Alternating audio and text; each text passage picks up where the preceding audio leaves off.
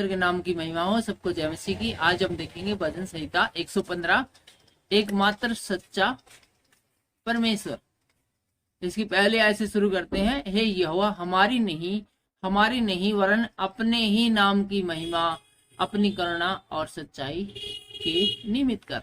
तो यहाँ पर लेखक कहता है कि हमारी किसी प्रकार की इज्जत मान सम्मान करने की जरूरत नहीं। आप अपनी ही आपकी ही इज्जत मान सम्मान है, बढ़ती जाए दुनिया में। हमारे लिए ये बेहद गौरव का विषय है, सम्मान की बात है। जाति जाति के लोग क्यों कह नहीं पाए उनका परमेश्वर कहाँ रहा। हमारे कार्यों को आप सफल करें, समय पर हमारी प्रार्थनाओं को सुनो, ताकि दूसरे लोगों को जो गैर ये मसीह है उनको ये बोलने का मौका न मिले कि हमारी हेल्प क्यों नहीं हो रही, हमारी सहायता क्यों नहीं हो रही, हमारे काम क्यों नहीं बन रहे हैं, हमारा परमेश्वर जिसकी हम स्तुति आराधना करते हैं वो कहाँ गया तुम्हारा परमेश्वर जो तुम्हारी हेल्प नहीं करता है। तीसरी आयत में लिखा है, हमारा परमेश्वर तो स्वर्ग में है, उसने जो चाहा वही किया है। उन लोगों की मूर्ति सोने चांदी की है जो मनुष्य की बनाई हुई है।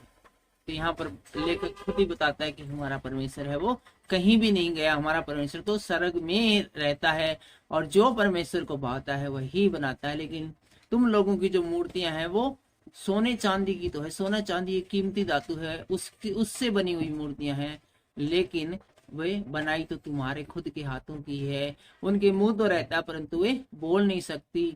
मूर्तियां चाहे कितनी भी महंगी बने, लाख रुपए की बने, 1 करोड़ की बने, उनके मुंह तो बहुत अच्छा रहता है और ऐसा लगता है जैसे अब बोलेंगी। इतनी अच्छी कारीगरी से वो बनाई जाती है, लेकिन वो बोल नहीं सकती। उनकी आंखें तो रहती है परंतु वो देख नहीं रहती। उनकी आंखें तो हमेशा ही हर मूर्ति की होती है और बिल्कुल ऐसा लगेगा जैसे वो हमें देख रही होती है, लेकिन उसको कुछ भी दिखाई नहीं देता है। उसके सामने आप डांस करो, कुछ भी करो, वो कोई एक्शन नहीं लेगी, क्योंकि मूर्ति है वो निर्जीव है, उसमें किसी प्रकार का ऊर्जा का संचार नहीं, उसके अंदर प्राण नहीं डाले हैं, तो वो किसी प्रकार का एक्शन नहीं ले सकती है। उनके कान तो रहते हैं परंतु वे सुन नहीं रहती है। आप मूर्ति के कानों में जाकर चाहे जितना चिल्लाओ उसको कुछ भी सुनाई नहीं देते। उनकी नाक तो रहती है परंतु वे सूंघ नहीं सकती है। मूर्ति के पास जाकर आप जिसको वो अपना भगवान मानते हैं, आप वहां पर बीड़ी पियो, सिगरेट जलाओ, कितनी भी बदबू वाली चीज छोड़ो, उसको कोई फर्क नहीं पड़ता, क्योंकि वो सूंघने की उसके अंदर क्षमता नहीं है।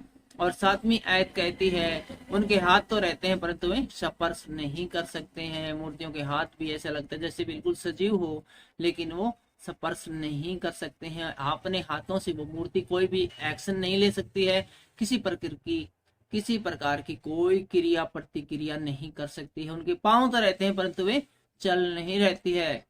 कीमती और बड़ी अच्छी और देखने मन भावनी मूर्तियां को जहां आप रख दोगे वो वहीं पर सदा काल के लिए रहेगी, वो 1 इंच भर भी नहीं रहेंगी। ये तो हो सकता है कि जब भूकंप आए तो वो लड़खड़ा कर गिर जाए, परंतु उनके पांव रहते हुए वो चल नहीं सकती है। उनके कंठ से कुछ भी शब्द नहीं निकलता है और उनके मुख से किसी भी प्रकार की कोई वाणी नहीं निकलती है। एक बुद्ध की तरह, एक मूर्ति की तरह वो हमेशा निर्जीव खड़ी रहती है।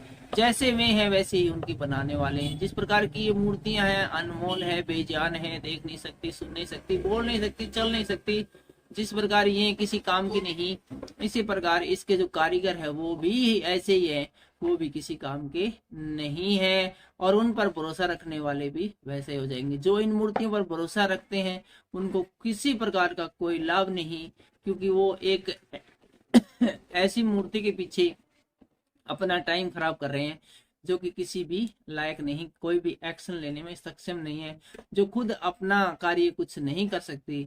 वो आप लोगों का, मूर्तियों पर विश्वास करने वालों का क्या भला करेगी। 9वीं आयत बताती है, हे इजराइल यहोवा पर भरोसा रख, तेरा सहायक और ढाल वही है। हे हारून के घराने यहोवा पर भरोसा रख, तेरा सहायक और ढाल वही है। हे यहोवा के डरवैयो यहोवा पर भरोसा रखो, तुम्हारा सहायक और ढाल वही है। यहोवा ने हमको समन किया है, वह आशीष देगा, वह इजराइल के घराने को आशीष देगा, वह हारून के घराने को आशीष देगा।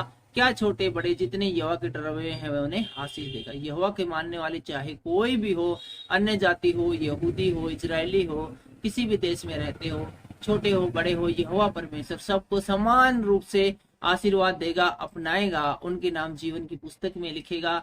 14वीं आयत हमें बताती है, यहोवा तुमको और तुम्हारे लड़कों को भी अधिक अधिक बढ़ाता जाए। यहोवा जो आकाश और पृथ्वी का करता है, उसकी ओर से तुम आशीष पाए हुए हो। स्वर्ग तो यहोवा का है, परंतु पृथ्वी उसने मनुष्य को दी है।